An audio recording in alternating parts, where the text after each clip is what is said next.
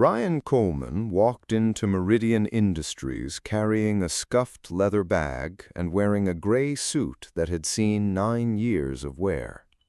To Victoria Sanders, the company's chief executive, he looked like a jobless man trying to sneak onto a floor he had no business being on.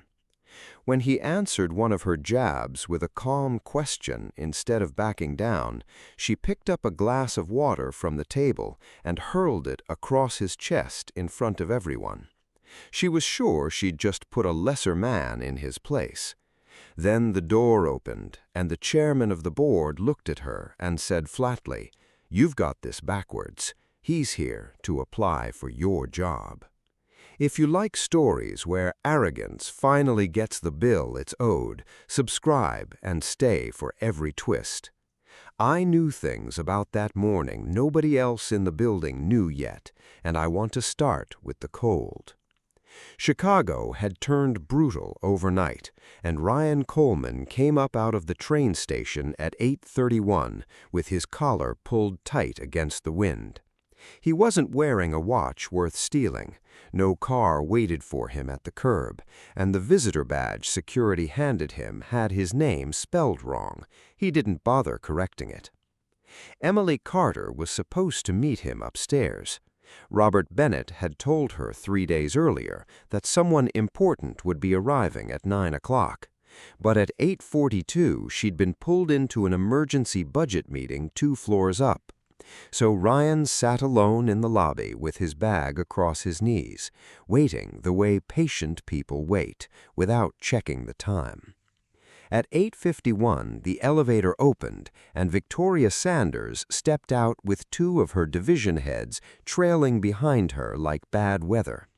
I want to be fair to her, because she wasn't stupid and she wasn't lazy.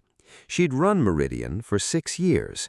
She worked longer hours than anyone on her payroll, and she had a real talent for reading a room and deciding in about 4 seconds who in it actually mattered.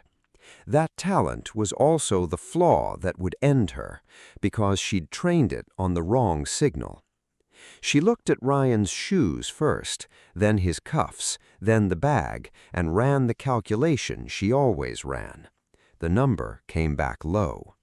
She didn't ask who he was. She'd already decided he was some candidate for the operations manager opening on the 14th floor, and that an overworked recruiter had botched the elevator instructions.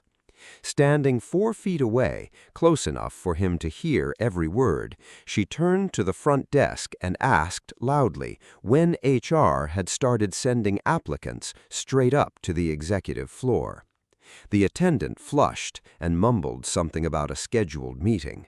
Victoria said scheduled meetings happen downstairs.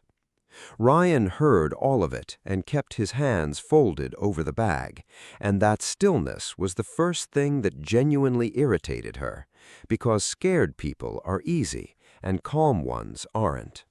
So she turned and asked him directly which position he was interviewing for. He stood when she addressed him, which she read as deference, and told her he had a 9 o'clock appointment with the board. The word sat in the hallway like a dropped plate. Victoria laughed once, short and sharp, and repeated it back as a question. One of the division heads laughed too, because that's what division heads do. She told him this floor wasn't a place people came to try their luck with a resume and a hopeful face, and that ambition without an invitation was just trespassing with better posture. Ryan said, "I understand," and didn't move. She should have walked away then. Instead, she glanced down at the folder resting on top of his bag, and for a quarter of a second her certainty flickered. 3 words sat printed on the cover in small capital letters, and they weren't the name of any department she oversaw. They read, CEO Session Review. She leaned in to read the line underneath, and Ryan calmly closed the folder and rested his hand flat on top of it. The moment passed, and Victoria decided she'd misread it.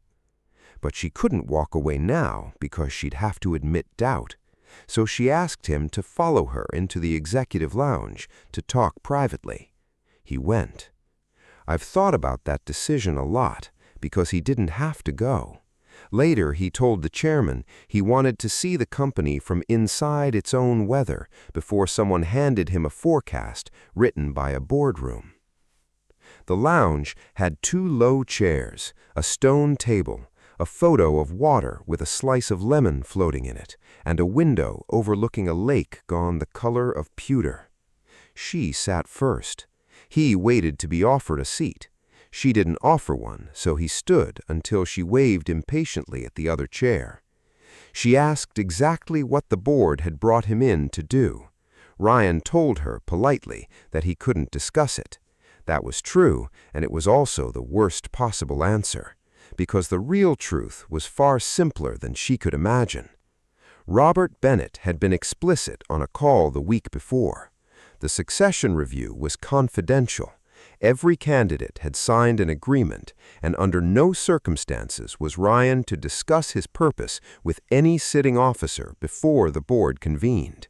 So he sat there holding the one sentence that would have ended the whole humiliation, locked behind his teeth, and watched a woman make herself smaller in a room where she believed she was growing. She reached across the table and pulled his folder out from under his hand before he could stop her, slid the résumé out from the front cover, and read it the way a surgeon reads an X-ray hunting for the fracture. She found it in 11 seconds, a 22-month gap between her last executive role and today, a blank space where a career should have been. I watched her whole posture shift. 22 months, she said out loud, like she'd tasted something spoiled. She asked whether a man who vanished from executive life for nearly 2 years thought he could just walk back in and be taken seriously. Ryan said that sometimes life hands you responsibilities that outrank a title. She kept reading. 2 pages down, she found part of the answer, a line about relocating a family and a change in custody. She looked up and asked if he was raising a kid alone. He said he was, that his daughter was 17 now and had just learned to drive, and something in his face flickered warm for a second that had nothing to do with the interview. Victoria didn't smile back. She said she'd employed plenty of single parents and admired every one of them. Then she said the job she held required 70 hours a week and travel on 4 hours' notice, and that anyone who built his life around a family calendar had simply picked a different league. She said it kindly, which made it worse. Ryan didn't argue. He asked one question instead, in the tone of a man genuinely curious about a machine. If a company needs its CEO putting in 70 hours a week just to keep from falling apart, he asked, is the calendar really the problem, or is it that the company was built to depend on one person's attention? The lounge went very quiet. Victoria's fingers stopped moving on the page. She'd heard versions of that question from 3 consultants, a former board member, and her own departing head of engineering, and dismissed every one of them. She recovered by going after his record, and she was good at it. His last company was 1/10 the size of Meridian by revenue. He had no degree from a school she considered relevant.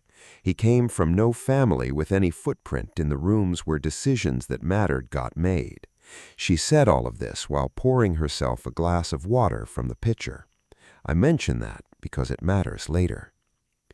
Ryan waited until she finished, then said quietly that the business he'd run had been profitable. No edge in it, nothing quotable as an insult.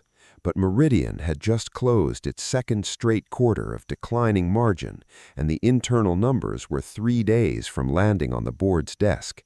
She snapped the résumé shut hard enough to pop the clip loose, and asked if he actually imagined he understood her company.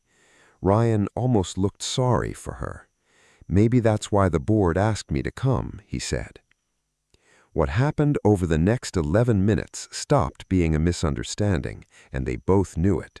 Victoria shifted from establishing his rank to erasing it, asking questions with no purpose except making him say his own smallness out loud. What was his final salary? What was his house worth? And did he still carry a mortgage? With great gentleness, she asked if he'd come in that morning simply because he needed steady work, no shame in that, and whether he'd be willing to be realistic about the level because she could probably find him something. She pressed a button on the table console and paged Emily Carter, who arrived 4 minutes later, still holding the budget folder from the meeting she'd been pulled into.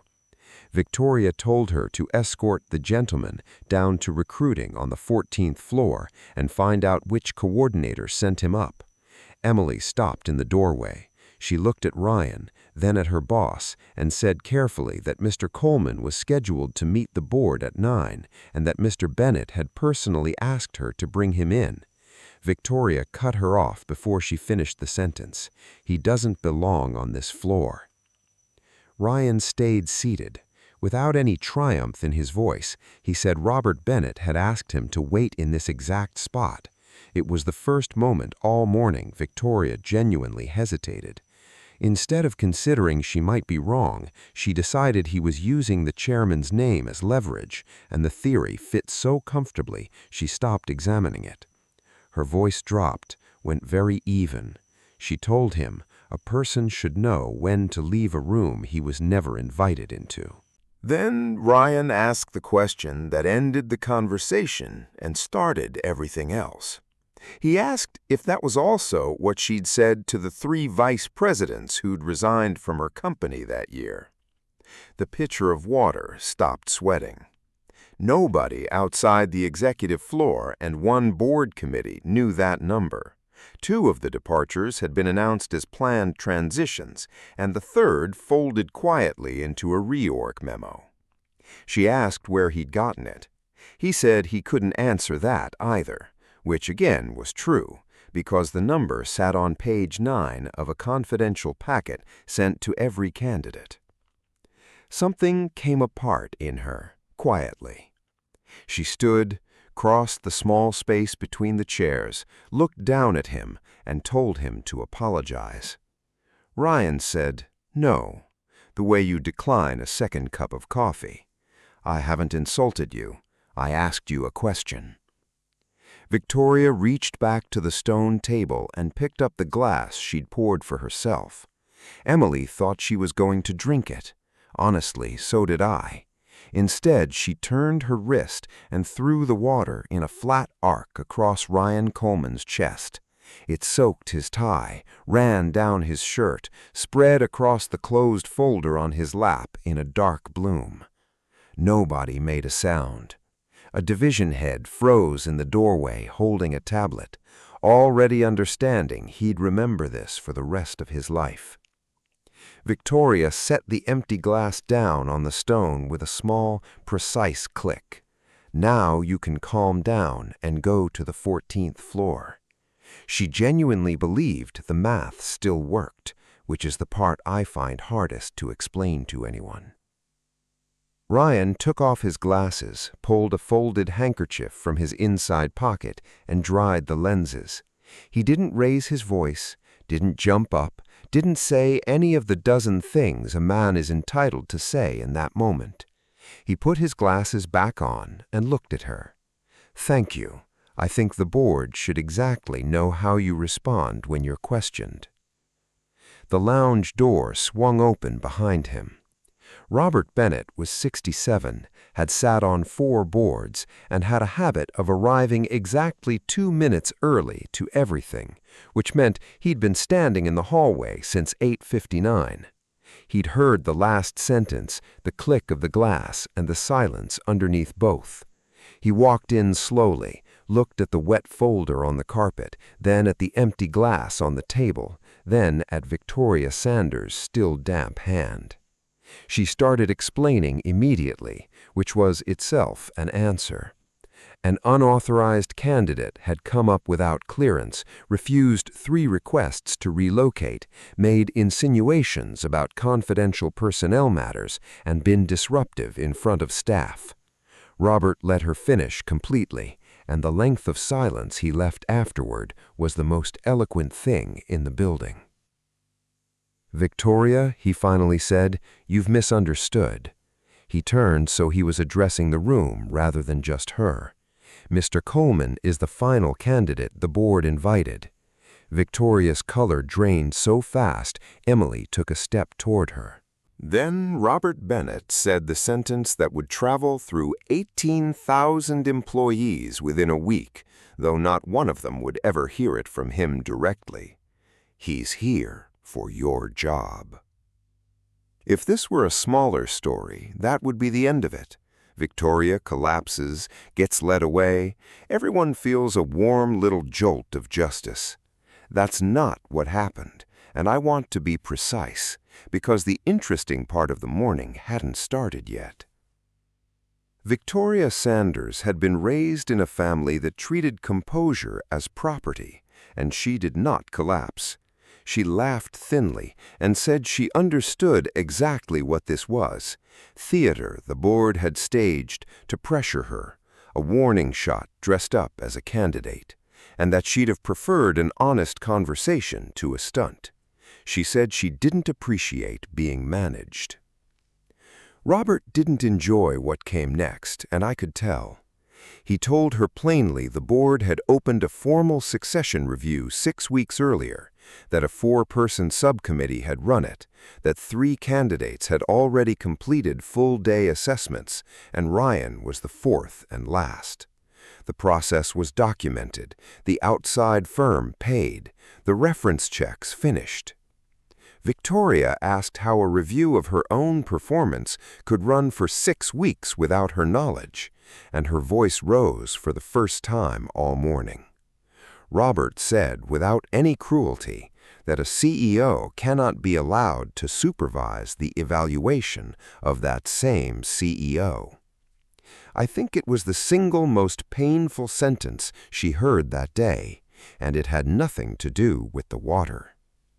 So she switched weapons, which is what capable people do when cornered. She stopped arguing process and started arguing about the candidate. The board was being sentimental, she said. A 22-month hole in his history, a company 1/10 of Meridian's size, no experience anywhere near 18,000 employees across 9 countries, a household he ran alone. If this was the caliber of the alternative, she said, the review had already answered its own question. Then she demanded to sit in on the interview. Robert started to refuse, good procedural reasons, all of them, and got about 4 words into the first one before Ryan Coleman interrupted him, the only time all day. He said he had no objection. "If I can't defend my thinking in front of the sitting CEO, I shouldn't be sitting in her chair." Victoria heard that as arrogance and opportunity, and felt solid ground return under her feet, because she'd spent 6 years dismantling people in that conference room and never lost. She smoothed her jacket. She actually smiled. Victoria walked into the main boardroom first, and she looked magnificent. A charcoal suit cut in Milan, the whole grammar of authority spoken fluently. Ryan came in behind her in a shirt stained from collarbone to belt, carrying a bag with a watermark spreading across the flap. 4 directors watched them both sit down. Laura Mitchell asked the first question, aimed straight at Ryan, and didn't soften it. If the board handed him the company tomorrow morning, what's the first thing he'd do? Victoria leaned back, expecting revenue targets or margin talk or some rehearsed line about accelerating growth in the industrial segment. The last 3 candidates had all said some version of that, and she'd read their summaries. Ryan set his wet bag on the floor beside his chair. "I wouldn't do anything on the first day." David Foster, the CFO, actually put his pen down. Victoria smiled with real contempt, the first honest expression she'd shown all morning, and glanced around the table for agreement. The agreement didn't come. Ryan let the silence sit exactly as long as it needed, then finished the thought. I'd spend the first day finding out why the best people here are leaving." The smile went off Victoria Sanders' face and didn't come back for a long time. What followed wasn't really an interview anymore. Ryan laid out 3 points, numbered, speaking slowly enough for Laura Mitchell to get all 3 down. First, Meridian didn't have a revenue problem. It had a margin problem, and the two were getting confused in every deck the board received. Second, Meridian wasn't short on talented people. It was losing them, a completely different disease requiring a completely different treatment. Third, no department in the building lacked data, but leadership had stopped wanting to hear the unflattering half of it. And once that happens, the whole reporting system quietly rearranges itself around comfort. Victoria fought him on every point, and fought well. Revenue had grown 11% year over year, she said, and anyone calling that a problem didn't understand the industry. Ryan agreed with the 11%, then noted operating costs had grown 18% over the same stretch, meaning the company had bought its growth at a loss and called the receipt a victory. She said attrition sat within industry benchmarks. He said the aggregate number looked fine and was hiding the real answer, and asked her to isolate the senior management band, where departures were running at 3 times the rate of 2 years earlier. Laura Mitchell asked where his perspective came from, and Ryan gave the shortest career summary anyone in that room had ever heard. He'd taken over operations at a logistics technology firm that was booking healthy revenue while bleeding both engineers and accounts. Instead of the expected layoffs, he rebuilt the management evaluation system so retaining good people became a measured outcome, pushed approval authority down to the department heads who actually understood the work, and sat with the 11 biggest customers until he understood what was wearing them out. 18 months later, costs were down, and the company was profitable for the first time in 3 years. Victoria went straight back to the wound she'd found in the lounge because it had worked once. "And then you left," she said. Ryan didn't flinch and didn't explain. "I stepped away from a chair. I didn't step away from responsibility." He never once mentioned the illness, the funeral, or the fact that a 15-year-old girl needed one parent in one city for a while. Victoria said this was business, not an inspirational anecdote. Laura Mitchell's pen stopped moving in a way Victoria didn't notice. Robert Bennett had stayed quiet for 11 minutes. He turned to Victoria and asked, in the same voice he'd used to ask about quarterly filings, why the company had lost 4 senior executives that year. Victoria corrected him automatically, the way you correct a typo. 3. David Foster, who'd reported to Victoria Sanders for 6 years and had twice rewritten a variance report at her request, cleared his throat. 4. She asked him to repeat it. He did. The letter had landed in the board's secure inbox at 7:20 that morning. He'd gotten a courtesy copy 19 minutes later. The resignation was effective in 30 days. Victoria asked who. David looked at the table, then at her, and I think that was the hardest thing he did in his professional life. It was James Parker, her chief operating officer, the man she'd promoted herself, the one she called her right arm to investors. The letter ran 4 pages and was devastating precisely because it was boring. James Parker accused nobody of a crime, and that absence of scandal made it impossible to dismiss. What it described instead was a pattern, laid out with dates. Unfavorable reports routinely held for a week or 2 before reaching the executive committee, twice held until after a board meeting. Managers who challenged a forecast quietly dropped from the following month's meeting invite list, 4 instances named specifically. Internal delivery targets revised downward in March, then presented to the board as achievements against the original plan. Victoria read the pages standing up and said the letter was the work of a disgruntled employee passed over that spring. Laura Mitchell asked whether the March target revision had actually happened. David Foster, who'd answered that same question differently 8 months earlier, said yes. Here's where Ryan Coleman did the thing that decided the whole day, and it wasn't an attack. He had a clean shot and didn't take it. He asked the board a single, gentle question instead, eyes on the table rather than on Victoria. How many people have to become disgruntled employees before leadership accepts there's a problem? Laura wrote that one down too. I watched Victoria Sanders hear a sentence about herself she had no answer for, and I watched her reach for the only weapon left. She went after his life. She said the CEO of Meridian Industries spent between 80 and 100 nights a year on planes, that plant visits happened on 12 hours' notice, that the Frankfurt and Sao Paulo operations each needed a physical presence 4 times a year.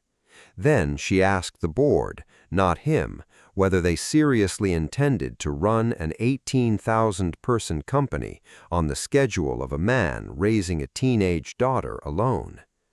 Laura Mitchell opened her mouth to stop her, because Laura had raised 2 kids through a CEO role herself and knew exactly what she was listening to. Ryan answered before Laura could. Leadership isn't measured by how many hours a person spends inside a building. It's measured by whether the organization functions when that person isn't there. Then, turning to Victoria directly for the first time since the lounge, a CEO's job is to make the company stronger than her own presence in it. It landed under her guard because it was true, and everyone at the table knew exactly how true. 11 categories of decision at Meridian required Victoria Sanders' personal signature. Procurement above a threshold so low it was almost a joke. When she took 4 days off in February, 2 plants slowed and 1 customer shipment slipped. Robert Bennett let the quiet sit, then said there was one more thing and slid a folder down the polished table. The final exercise, he said, was a case study every candidate in the review had received. He read it aloud. A manufacturer representing the company's single largest account was actively evaluating a competitor and preparing to shift 40% of its annual order volume elsewhere. The candidate had to present an approach to retain the account without cutting price. Victoria said she wanted to answer it herself, alongside him, a challenge. Robert considered her for a long moment, then agreed, and gave them both 30 minutes. Victoria stood immediately, told her assistant to bring her laptop, the pricing model, and 2 people from commercial analytics. Ryan asked for one thing, a pen and the customer's complaint log. Emily Carter brought both. The log ran 240 pages. I watched him start reading from the back. Victoria built her answer out of authority, and by any conventional measure it was strong. An 8% price reduction phased over 18 months in exchange for a 3-year volume commitment, an expedited freight guarantee, replacing the account director with a senior name the customer would recognize, and a quarterly executive review hosted at the customer's headquarters. Her analysts built 14 beautiful slides in 26 minutes. When she finished presenting, David Foster nodded because on paper it worked. Ryan Coleman had 4 pages of handwritten notes and no slides. Victoria saw them and smiled, sat back, and assumed the contest was already over. He started with a question instead of a plan. Why did the customer actually want to leave? Victoria said price, obviously. The competitor had come in 11% below on the last two bids and said it like she was explaining gravity. Ryan opened the complaint log and turned it so the table could see the tabs he'd flagged across 14 months. The customer's procurement team had raised price exactly once in a single line of a single letter back in November. Reliability of delivery appeared 17 times across 4 different signatories, escalating from request to warning to a 2-sentence note in June that used the word pattern. Then he did the math out loud, and it was brutal in the way plain numbers are brutal.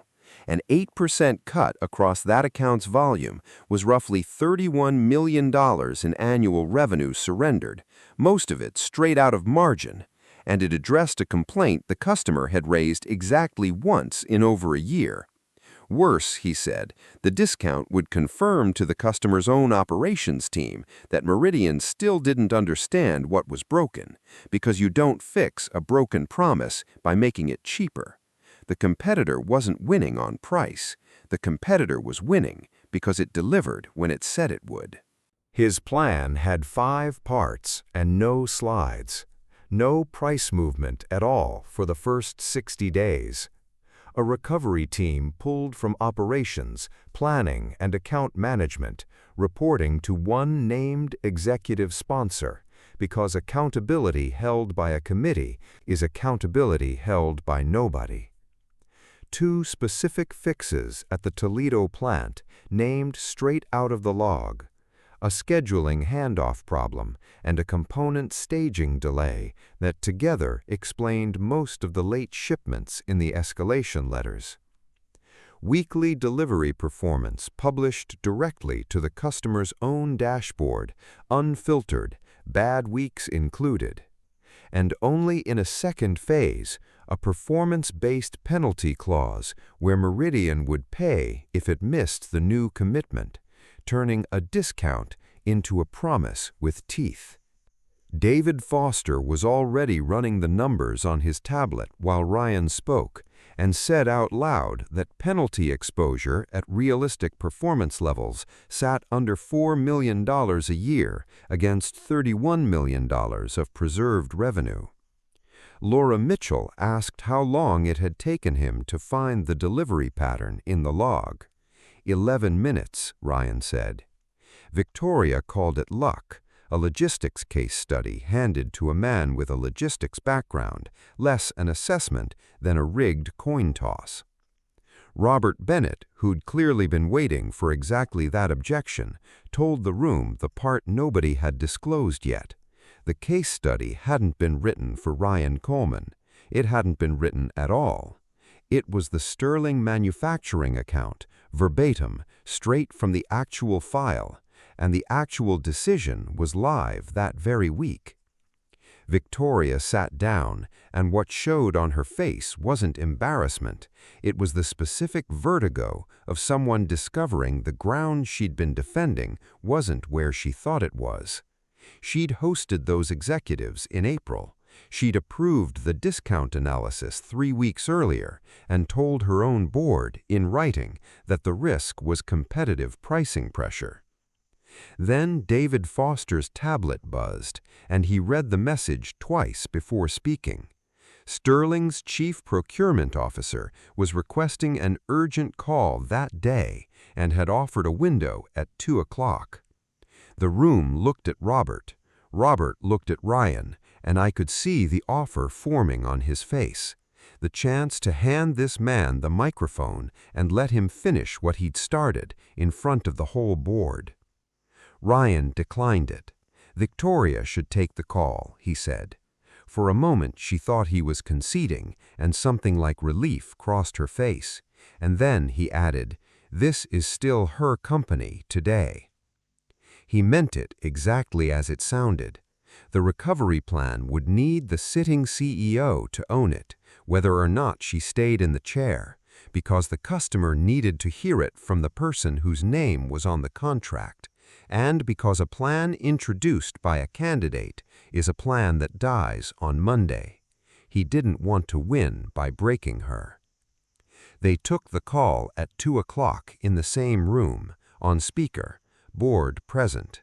Sterling sent 3 people, the chief procurement officer, her director of supply assurance, and a lawyer who said nothing for 40 minutes. The procurement officer was courteous and completely direct. Meridian's commercial team had floated a pricing overture back in July, she said, and Sterling had discussed it internally. Pricing was not the issue and had never been the issue. Her plants had received delivery commitments 11 times since spring, and 6 had been missed, 3 by more than a week. Her own production schedule had absorbed the cost of that twice and couldn't absorb it a third time. Victoria had a real opening on that call, and I want to be clear that it was genuine. If she'd taken responsibility and put her own name on the 60-day commitment, 2 of the 4 directors were prepared to argue for keeping her through a transition. Laura Mitchell later told me she'd already decided to make that argument. Instead, Victoria said the delivery failures were an operations issue, that operations hadn't escalated properly. Then she mentioned the procurement officer responsible for that function had resigned that very morning, meant as an explanation, landing as an abandonment. When the procurement officer pushed on the June letter, Victoria said Sterling was reacting strongly to a rough few weeks in a long, profitable relationship. She used the word overreacting once. The temperature on the call dropped so fast Emily Carter stopped typing. The procurement officer let 2 full seconds pass. That, she said, is precisely why we want to leave. Nobody on Meridian's end of the table breathed. Robert Bennett turned to Ryan and asked if he had anything to add. The first time all day he spoke without being addressed first, and even then he waited for the invitation. He asked 3 questions, nothing else. What delivery performance did Sterling need Meridian to hit? Over what measurement period, sustained, before Sterling considered the relationship repaired? And what visibility into that performance would Sterling give Meridian one more shot instead of issuing the transfer notice? The procurement officer answered all 3 with numbers, and her voice changed as she did, because those were the exact questions she'd been trying to get someone at Meridian to ask for 14 months. 96% on time against confirmed dates, sustained across 60 days, reported weekly through a direct feed with no summaries. What Sterling agreed to wasn't a rescue. They'd hold the transfer decision for 60 days and place one of their own supply people inside the weekly review. That was all. It was permission to try, and permission to try was worth $31 million a year and had been 40 minutes from being lost for good. When the line went dead, Victoria Sanders turned on the board. Ryan Coleman had walked into the building that morning intending to humiliate her, she said. He'd withheld his purpose deliberately to provoke a reaction, and the whole sequence, lounge incident included, had been engineered to produce exactly this scene. She used the word ambush. She said she'd been set up on her own executive floor by a man with nothing to lose. Emily Carter had been in the room for 6 hours and hadn't spoken once. She was 35, had worked for the board 4 years, and had a mortgage. Into the silence, she said, "Mr. Coleman said almost nothing before you started insulting him." Then she said she'd been standing in the lounge doorway, that he hadn't raised his voice, that he'd only asked to be moved wherever the building preferred. Nobody had asked her for any of it. Victoria turned on her, and I've thought about how fast it happened. You might want to remember who signs your paychecks. It was the last sentence she spoke as CEO of Meridian Industries, and she chose it herself. No board member needed to write it down. All 4 would remember it identically. Robert Bennett didn't raise his voice either. "No," he said, "the company signs hers." Then he asked Victoria to step out of the room. She didn't move at first, and he didn't repeat himself. Eventually, she gathered her folder and her laptop and walked to the door, and Emily opened it for her, because Emily was the kind of person who opens doors for people who've just insulted her. Victoria Sanders stood on the wrong side of a boardroom door on the executive floor of the company she'd run for 6 years, in a building where every conference room had once been hers, and understood she wasn't permitted to go back in. The board questioned Ryan for 2 more hours without her, and Laura Mitchell was harder on him than Victoria had been, because Laura didn't care about his shirt. She said she wasn't inclined to hand a company of 18,000 people to a man just because he could read a complaint log. Then, did he want Victoria fired over the glass of water? No, Ryan said. David Foster looked up sharply. Ryan worked out the explanation as he gave it, and I believe it was the truest thing he said all day. Everyone in that room had a moment they were grateful nobody had recorded, and a company that fires people for their worst 4 seconds ends up led entirely by people who are very good at not getting caught. Laura asked what a CEO should be judged on instead. He had 4 answers ready. How they manage people, not by engagement surveys, but by whether talented people stay. How they respond to unfavorable data, whether bad news travels upward at the same speed as good news. How they handle a customer telling them the truth. And last, how they treat someone they believe has no power over them. That 4th one, he said, was the only one that couldn't be coached, rehearsed, or faked in an interview. Then he said the sentence Laura Mitchell would later repeat at 2 other board tables and 1 commencement address. How a person treats someone they need doesn't tell you much.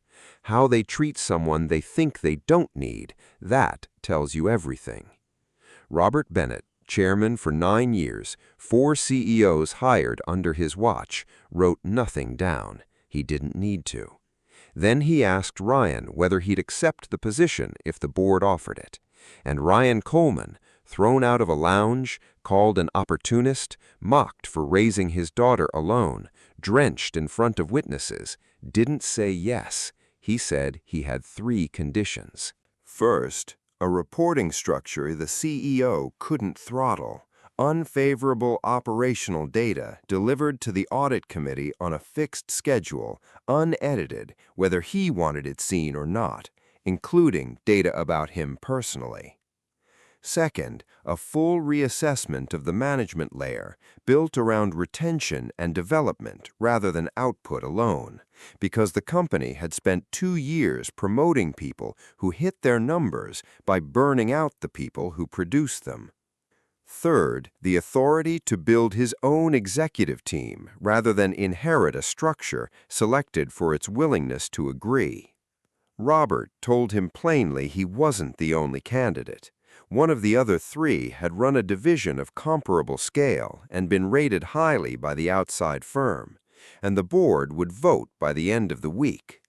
But he said one more thing, standing up, which for Robert Bennett was practically a fanfare. You didn't walk in here this morning as an insider. You're not walking out as an outsider. Then he asked Emily Carter to bring Victoria Sanders back into the room. They didn't fire her that afternoon, because that's not how it works, and the truth is less theatrical and much heavier. Robert read the grounds of a documented 6-week review without emphasis. 2 consecutive quarters of margin decline against 11% revenue growth. Operating costs up 18%. Senior attrition running 3 times baseline.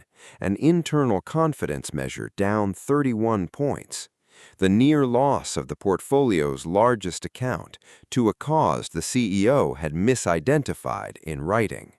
The morning's conduct hadn't created any of it, he said. It had only confirmed it.